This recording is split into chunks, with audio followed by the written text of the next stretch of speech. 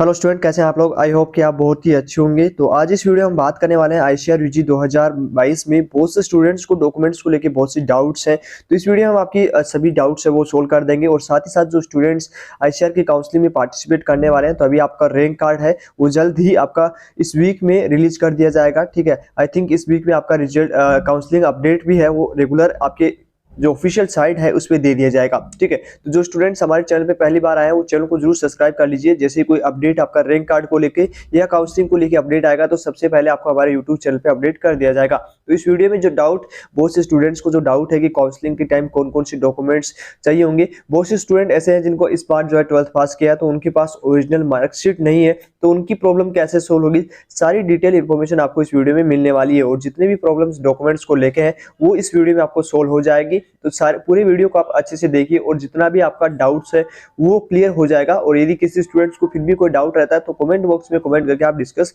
कर सकते हो। तो चलिए आज के इस वीडियो को डिस्कस करते हैं। सबसे पहले जो स्टूडेंट आईसीआर में इस बार पार्टिसिपेट किया है तो कौन कौन से डॉक्यूमेंट्स उनको बनवा लेना है, कौन सा डॉक्यूमेंट्स कब आपको रिक्वायरमेंट होगा। जैसे कि आपका 3 टाइम आपको जो हमने बात किया पहले भी कि आपका काउंसलिंग टाइम पे, उसके बाद आपका जो सीट अलॉटमेंट हो जाएगा तो ऑनलाइन आपको डॉक्यूमेंट्स अपलोड करना होगा। और उसके बाद आपको जो है जैसे आपको ऑफलाइन जो है जाना होगा रजिस्ट्रेशन या आपका एडमिशन के लिए, तो कौन कौन से डॉक्यूमेंट्स आपको साथ ले जाने होंगे, क्या सारे डॉक्यूमेंट्स ओरिजिनल लेंगे या उनकी कॉपी भी चलेगी, सारी डिस्कस यहाँ पे हम डिस्कस करने वाले हैं। तो जो स्टूडेंट हमारी टीम से यदि काउंसलिंग करवाना चाहते हैं वो स्क्रीन पे चल रहे नंबर और यहाँ पे आपको कॉन्टैक्ट नंबर दिख रहा होगा, वहाँ पे आप कॉन्टैक्ट कर सकते हो।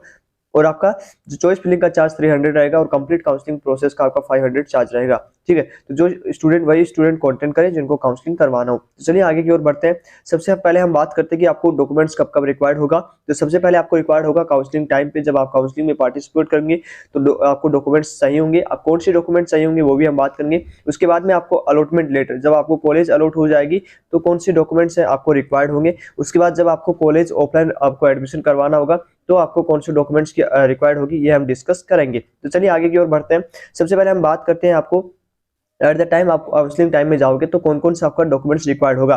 तो बहुत से स्टूडेंट यहाँ पे कंफ्यूजन है कि डॉक्यूमेंट्स यहाँ पे जो है आपको रिक्वायर्ड होंगे या नहीं। तो यहाँ पे आपको कोई भी डॉक्यूमेंट्स है वो रिक्वायर्ड नहीं होंगे, ओनली आपका रैंक कार्ड आएगा। उसके बाद में आपको रजिस्ट्रेशन करना होगा। रजिस्ट्रेशन के लिए आपको एक आईडी आपको बनाना होगा, उसमें आपका कोई भी आपका डॉक्यूमेंट्स नहीं लगेगा, सिर्फ आपका एप्लीकेशन नंबर, आपका पासवर्ड या डेट ऑफ बर्थ से आपका रजिस्टर आईडी बन जाएगा। उसके बाद जो भी आपका रजिस्ट्रेशन फीस है 500 आपका लगने वाला है काउंसलिंग के लिए, तो वो आईसीआर को आपको देना होगा उसमें। उसके बाद आपको जो है चॉइस फिलिंग करनी होगी। ठीक है, तो इसमें कोई भी डॉक्यूमेंट्स आपको रिक्वायर्ड नहीं होगा। तो ये जो स्टूडेंट्स कंफ्यूजन्स में है या प्रॉब्लम्स में है कि काउंसलिंग स्टार्ट हो जाएगा तो मेरे पास सारे डॉक्यूमेंट्स ओरिजिनल नहीं है तो मैं कैसे ओरिजिनल डॉक्यूमेंट्स सबमिट कर पाऊंगा। तो देखिए, अभी आपका ऑनलाइन काउंसलिंग में आपको कोई भी डॉक्यूमेंट्स रिक्वायर्ड नहीं होगा, तो इसका टेंशन आप मत लीजिए। ठीक है, तो चलिए आगे की ओर हम बात करते हैं। आपका जब आपको सीट अलॉटमेंट हो जाएगी, ठीक है, अब मान लीजिए कि जिन स्टूडेंट्स ने फर्स्ट राउंड में सीट अलॉटमेंट हुआ तो सीट अलॉटमेंट होने के बाद उनको ऑनलाइन ही डॉक्यूमेंट्स वेरिफिकेशन करना होगा। ठीक है, तो उसमें आपको कौन कौन से डॉक्यूमेंट्स चाहिए होंगे। तो यहाँ पे आपका ऑनलाइन ड्यूरिंग, देखो यहाँ पे हमने मेंशन किया है कि ऑनलाइन अपलोडिंग आप ड्यूरिंग काउंसलिंग। ठीक है, तो आपको काउंसलिंग की टाइम, मतलब ये जब है कि बहुत से स्टूडेंट जब मान लीजिए कि सीट अलॉटमेंट हो जाएगी, आपको सीट अलॉटमेंट होने के बाद डॉक्यूमेंट्स वेरिफिकेशन करना होता है ऑनलाइन, तो उसमें आपको ये डॉक्यूमेंट्स चाहिए होंगे, न कि आपको ऑनलाइन काउंसलिंग करवाने के लिए। ठीक है, तो जिन स्टूडेंट्स को यहाँ पे सीट अलॉटमेंट होगी तो उन्हीं को ये डॉक्यूमेंट्स अपलोड करना होगा। उसमें क्या क्या करना है, आपको सबसे पहले डेट ऑफ बर्थ, मतलब तो यहाँ पे आपको समझ में आ गया होगा कि आपका जैसे ही आपको सीट अलॉटमेंट होगी तो आपको डॉक्यूमेंट चाहिए होंगे।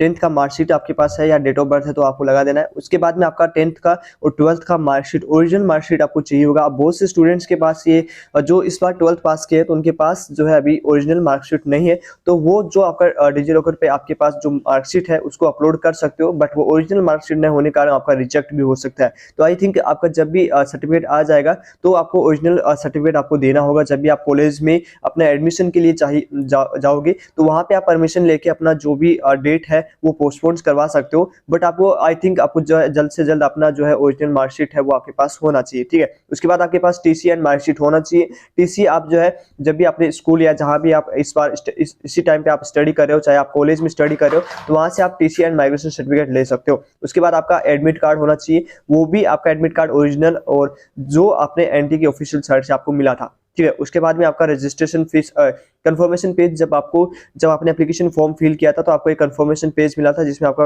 एप्लीकेशन नंबर और पासवर्ड आपका दिया हुआ था। ठीक है, तो वो आपको कंफर्मेशन पेज आपके पास होना चाहिए। उसके बाद में आपको जो है कंफर्मेशन पेज है वो आपको जब आपको कॉलेज ऑफलाइन जाना होगा तब आपको देना होगा। उसी के साथ जो काउंसलिंग लेटर है वो भी आपको ऑफलाइन जाना होगा जब आपको सीट अलॉटमेंट हो जाएगी और सीट अलॉटमेंट आपके पास पहुंच जाएगा।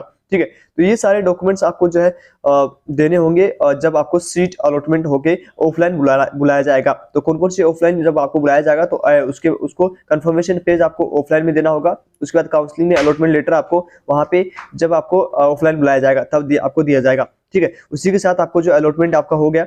उसके बाद नेक्स्ट डॉक्यूमेंट्स की हम बात करें तो नेक्स्ट डॉक्यूमेंट्स की अलॉटमेंट लेटर भाई जो है ये आपको भी ऑफलाइन देना होगा जब आपको कॉलेज में एडमिशन लेना है। उसके बाद में आपका जो है एडमिशन लेटर ये भी आपको ऑफलाइन देना होगा। और आपका जो भी पासपोर्ट 4 फोटोग्राफ जो आपने आईसीआर में यूज किया था, जो आपने एप्लीकेशन फॉर्म फिल करने के टाइम पे आपने जो फोटो यूज की थी, वही सेम फोटो आपको ऑफलाइन में देना होगा जब आपको एडमिशन के लिए जाना होगा। ठीक है, तो दो जगह आपका ऑनलाइन वेरिफिकेशन भी होगा एंड ऑफलाइन वेरिफिकेशन भी होगा। तो दो जगह आपको डॉक्यूमेंट्स की रिक्वायर्ड होगी। तो जो पहला आपका होगा जब आपको सीट अलॉटमेंट हो जाएगा तब, और दूसरा जब आपको एडमिशन के लिए आपको कॉलेज जाना होगा। ठीक है, तो ये दोनों समझ में आ गया होगा। उसके बाद में आपका आधार कार्ड आपको चाहिए होगा, ओरिजिनल आपका आधार कार्ड चलेगा। उसके बाद ये आधार कार्ड आपको ऑफलाइन भी और ऑनलाइन दोनों में अपलोड करना होगा।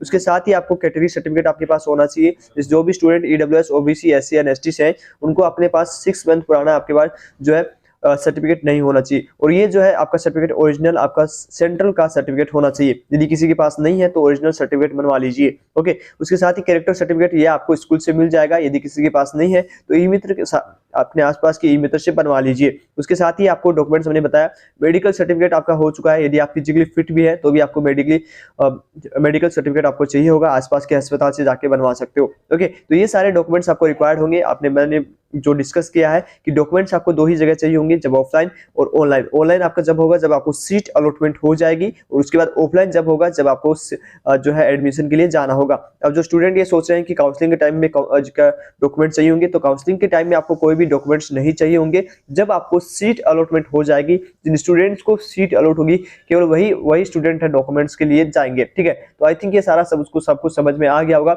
यदि ये कोई डाउट या कोई कंफ्यूजन फिर भी किसी स्टूडेंट्स को हो तो वो हमसे डिस्कस कर सकता है। और साथ ही साथ जो हमारी टीम काउंसलिंग करवाना चाहते हैं वो स्क्रीन पे चल रहे नंबर से आप कांटेक्ट कर सकते हो। तो चलिए आज इस वीडियो में इतना ही, मिलते हैं आपको नेक्स्ट वीडियो में, तब तक के लिए बाय बाय, टेक केयर।